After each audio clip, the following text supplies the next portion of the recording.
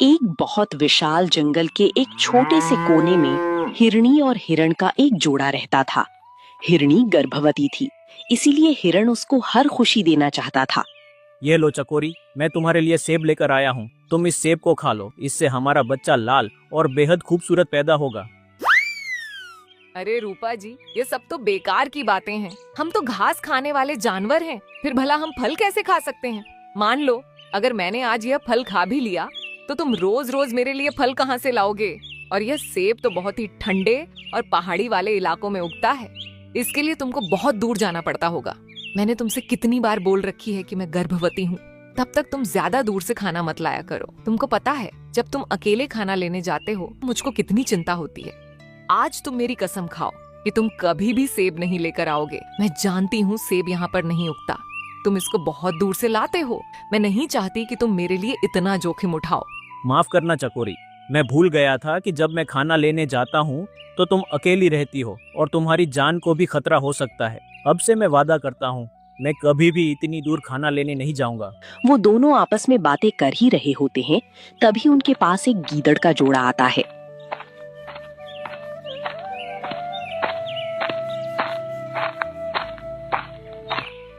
माफ करना, हम बहुत दूर से पैदल चलकर आए हैं। हमारे जंगल में अकाल पड़ गया है, वहाँ पर कुछ भी खाने के लिए नहीं बचा है। क्या हम तुम्हारे पास अपना नया घर बना सकते हैं? देखो, मैं बिना छानबीन के किसी को भी अपने जंगल में घर बनाने की इजाजत नहीं दे सकता। पहले तुम मुझको यह बताओ, तुम्हारा कौन सा जंगल है और तुम दोनों का नाम क्या है, तभी मैं तुमको यहाँ पर घर बनाने दूंगा। तुम्हारी बात बिल्कुल सही है हिरन भाई, हम दोनों लोनार के जंगल से आए हैं। तुम चाहो तो पता कर लो, वहाँ पर बहुत भयंकर सूखा पड़ा है। वहाँ के जानवर एक एक दाने और पानी की एक एक बूंद के लिए तरस रहे हैं। मेरा नाम भोला राम है और ये मेरी पत्नी है भोली। मैंने तुमको अपना पूरा परिचय दे दिया है। क्या अब तुम हमको यहाँ पर घर बनाने दोगी? हाँ जरूर भोला राम जी, हम तुमको यहाँ पर घर बनाने देंगे। वैसे भी भोली मेरी बहन जैसी है, अगर वह मेरे पड़ोस में मेरे साथ रहे तो मुझे कोई आपत्ति नहीं है। तुम्हारा बहुत बहुत धन्यवाद हिरनी बहन, अब हम पड़ोसी हो गए हैं। हमने तो अपना परिचय दे दिया है, अब तुम भी हमको अपना परिचय दे दो। हाँ जरूर, मेरा नाम है चकोरी और यह मेरे पति है, जिनको मैं प्यार से रूपा कहकर बुलाती हूँ। रूपा और चकोरी सच में बहुत अच्छा नाम है। और मैं तुमको एक और खुशखबरी देना चाहता हूँ, चकोरी माँ बनने वाली है। बस कुछ दिनों में हमारे आंगन में एक हंसता खेलता नन्हा सा मुन्ना आएगा। अरे वाह, ये तो बहुत खुशी की बात है। लगे हाथ मैं भी तुमको एक खुशखबरी देना चाहता हूँ। मेरी जो भोली है वो भी पेट से है, कुछ ही दिनों में वो भी माँ बन जाएगी। अरे वाह, ये तो बहुत खुशी की बात है। अब से हम चारों मिलकर खुशी से इस जंगल में रहेंगे और तुम अब से इस जंगल को अपना जंगल ही समझना। भोला राम गीदड़ और रूपा हिरण अब खाना लेने जाते। भोली और चकोरी घर पर उनका इंतजार करती। उनके दिन बड़े आराम से कट रहे थे, तभी उनके जंगल में एक खूंखार लकड़बग्घा आता है।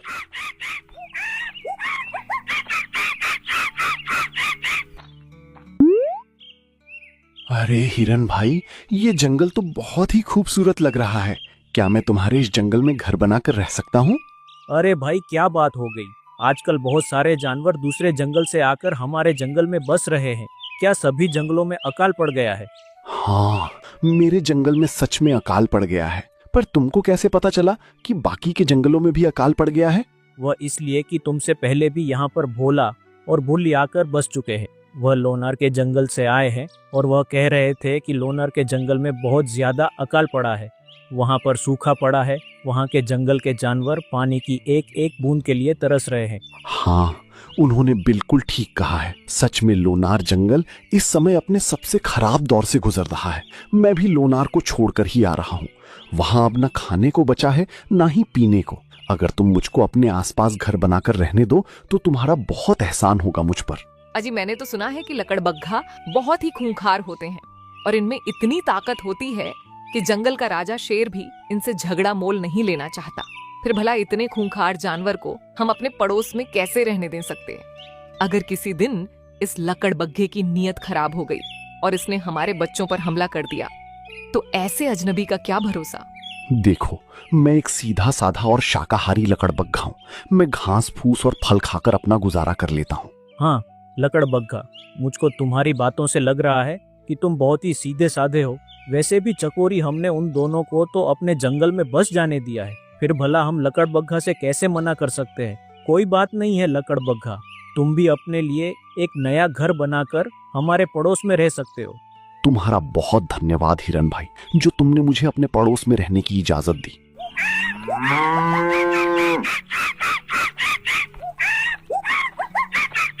अब लकड़बग्घा भी अपना एक छोटा सा घर बनाकर हिरनी और हिरण के पड़ोस में रहने लगा। तभी लकड़बग्घा पर भोली की नजर पड़ी। अजी, ये सब मैं क्या देख रही हूँ? हमारे पड़ोस में एक खूंखार लकड़बग्घा आ गया है। इस लकड़बग्घे का हमारे पड़ोस में रहना बहुत बड़े खतरे का संकेत है। अरे हाँ, और ये तो अपना घर बनाकर भी रह रहा है। हम इस जंगल के शहर पर क्या चले गए? मुझे लगता है हिरन और हिरनी ने इस लकड़बग्घे को यहाँ पर रहने की इजाजत दे दी है। तुम कोई ऐसी तरकीब लगाओ भोला जी, जिससे यह लकड़बग्घा यहाँ से भाग जाए। ठीक है भाग्यवान, मैं अभी इस लकड़बग्घे को यहाँ से भगा कर आता हूँ। और भोलाराम गीदड़ उस लकड़बग्घे के पास गया।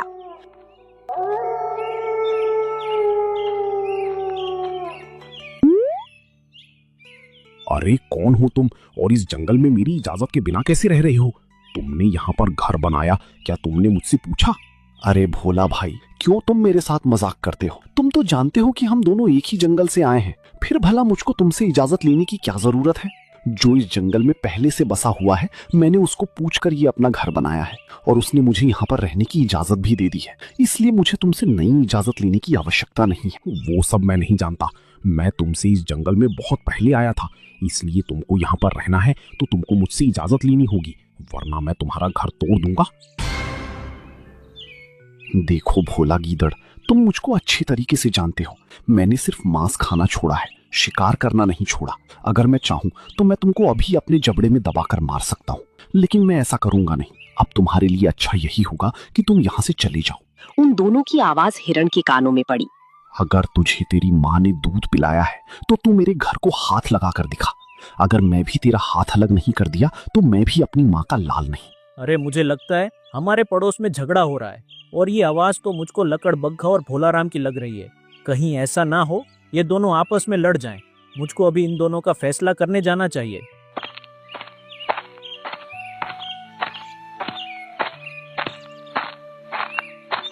हिरण उन दोनों के पास पहुंचा। अरे क्या बात हो गई? तुम दोनों इतनी जोर शोर से क्यों लड़ रहे हो? देखो ना हिरन भाई, मैंने आपको पूछकर अपना नया घर बनाया था। अब ये गीदड़ का बच्चा बोल रहा है कि मुझे इससे भी इजाजत लेनी होगी, जबकि ये भी मेरे जंगल का ही है। फिर भला मुझको इससे इजाजत लेने की क्या जरूरत है, जो इस जंगल में पहले से बसा हुआ है और इस जंगल का मूल निवासी है। मैंने उससे इजाजत ले ली है, फिर भला कल परसों आई हुई इस गीदड़ से मुझे इजाजत लेने की क्या आवश्यकता है? मैं भले कल परसों आया हूँ, लेकिन तुमको मुझसे इजाजत लेनी होगी। देखो भोला, इसको तुमसे इजाजत लेने की कोई आवश्यकता नहीं है। ये मत भूलो कि तुम इस जंगल के मूल निवासी नहीं हो। जिस प्रकार से तुम दुख में अपना जंगल छोड़कर आए थे, उसी प्रकार यह लकड़बग्घा भी अपना जंगल छोड़कर आया है, और इसको यहाँ पर रहने की इजाजत मैंने दी है। इसलिए इसको तुमसे इजाजत लेने की कोई आवश्यकता नहीं है। और तुम ये भी जान लो, ये लकड़बग्घा मेरा मित्र है और तुम भी मेरे मित्र हो, इसलिए तुम दोनों को आपस में झगड़ा करने की कोई आवश्यकता नहीं है। और मुझको लकड़बग्घा का हाव भाव देखकर लग रहा है कि तुम ही इससे झगड़ा करने के लिए आए हो। और गीदड़ अपने मन ही मन सोचने लगा। कोई बात नहीं है हिरन के बच्चे, अगर मैंने भी इस लकड़बग्घा को तुझसे ही धक्के लगवा कर ना निकलवाया तो मेरा नाम भी भोलाराम नहीं। अरे क्या बात हो गई? भोलाराम किस सोच में डूबे हो? मैंने कहा अब इसको तुमसे परमिशन लेने की कोई आवश्यकता नहीं है, इसलिए तुम जाकर सो जाओ और लकड़बग्घा को भी सोने दो। लकड़बग्घा, तुम यहाँ पर आराम से रहो, तुमको किसी से इजाजत लेने की आवश्यकता नहीं है। तुम्हारा बहुत धन्यवाद हिरन भाई, तुमने आज मुझको अपना दोस्त कहा है और मैं अपनी दोस्ती बखूबी निभाने जानता हूँ। मैं तुम्हारे लिए जान दे भी सकता हूँ और किसी की जान ली भी सकता हूँ।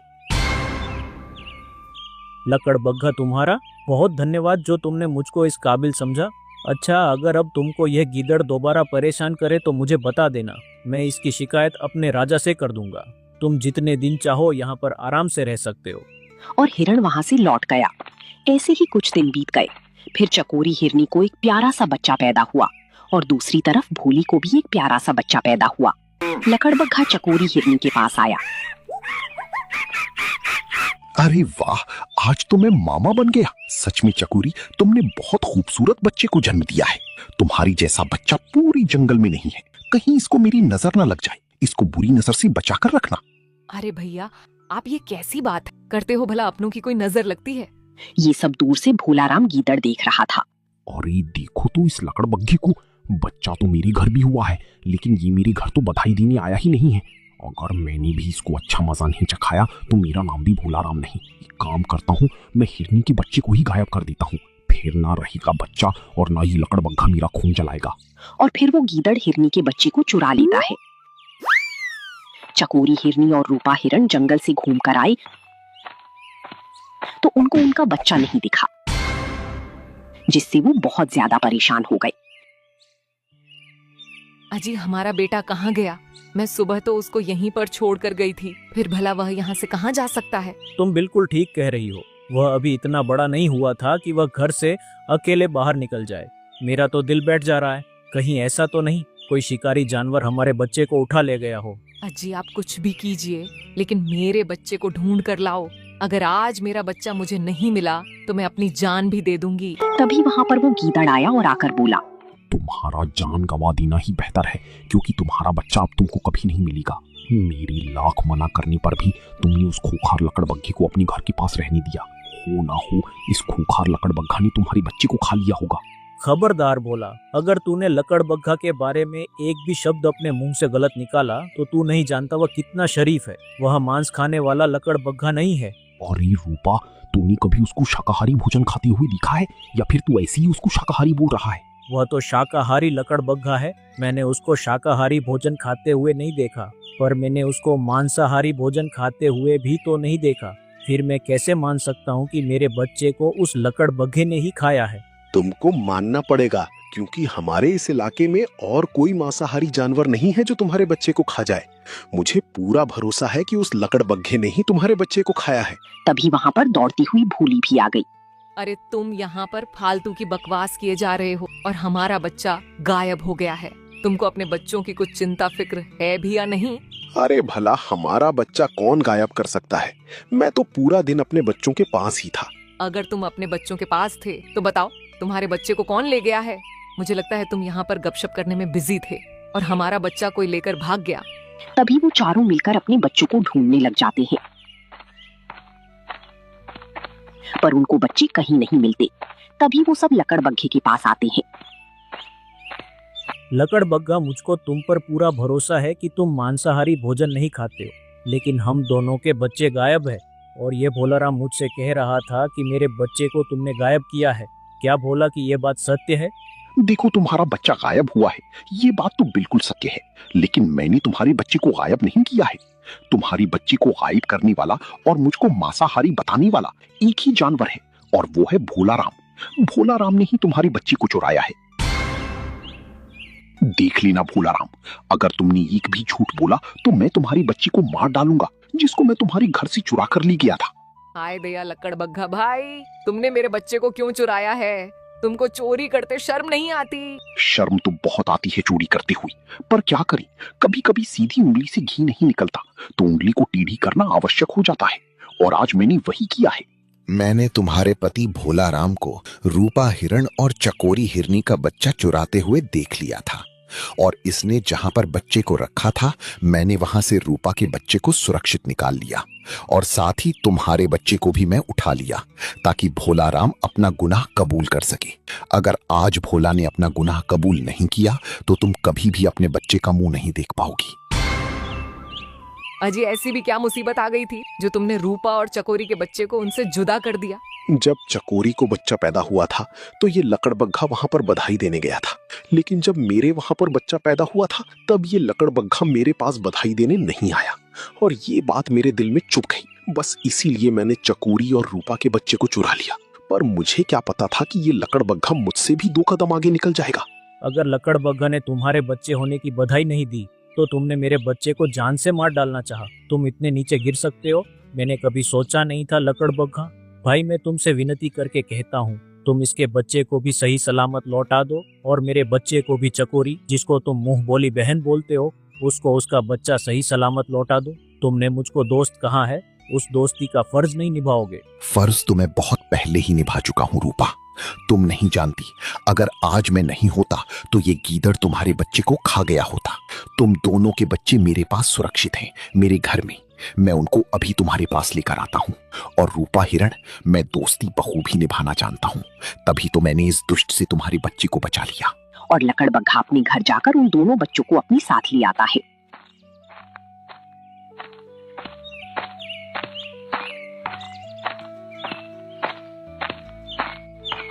भोली के बच्चे को भोली भोली के पास छोड़ देता है और रूपा और चकोरी के बच्चे को उन दोनों के पास छोड़ देता है। तुम जैसा मुंह बोला भाई बहुत किस्मत वालों को मिलता है। तुम नहीं जानते, अगर आज तुम नहीं होते तो मैं अपने बच्चों से कभी नहीं मिल पाती। हाँ, मुझे भी आज पता चला मैं लकड़बग्घा से ज्यादा उस भोला राम गीदड़ पर भरोसा करता था, लेकिन आज मुझको उसकी असलियत पता चल गई है। इसलिए मैं आज राजा के पास जाकर उसको इस जंगल से बेदखल करवा देता हूँ। और रूपा हिरण राजा के पास जाकर उन दोनों की शिकायत करता है।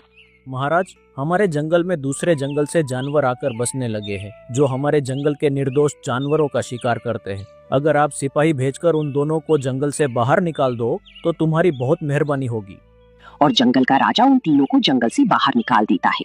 अब उनको भी अपनी गलती का पछतावा होता है।